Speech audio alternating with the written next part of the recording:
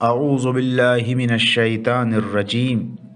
بسم اللہ الرحمن الرحیم نہج البلاغہ مکتوب نمبر 43 مساقلہ ابن خبیرہ شیبانی کے نام جو آپ کی طرف سے اردو شیر خرہ کا حاکم تھا،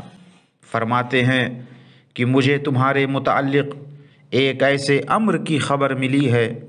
جو اگر تم نے کیا ہے تو اپنے خدا کو ناراض کیا اور اپنے امام کو بھی غضبناک کیا۔ وہ یہ ہے کہ مسلمانوں کے اس مال غنیمت کو کہ جسے ان کے نیزوں کی انیوں اور گھوڑوں کی ٹاپوں نے جمع کیا تھا اور جس پر ان کے خون بہائے گئے تھے، تم اپنی قوم کے ان بدوؤں میں بانٹ رہے ہو جو تمہارے ہوا خواں ہیں۔ اس ذات کی قسم جس نے دانے کو چیرا اور جاندار چیزوں کو پیدا کیا ہے،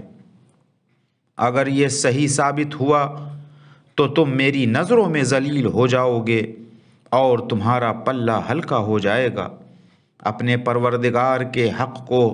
سبک نہ سمجھو اور دین کو بگاڑ کر دنیا کو نہ سنوارو، ورنہ عمل کے اعتبار سے خسارہ اٹھانے والوں میں سے ہوگے۔ دیکھو وہ مسلمان جو میرے اور تمہارے پاس ہیں اس مال کی تقسیم میں برابر کے حصے دار ہیں، اسی اصول پر وہ اس مال کو میرے پاس لینے کے لیے آتے ہیں اور لے کر چلے جاتے ہیں۔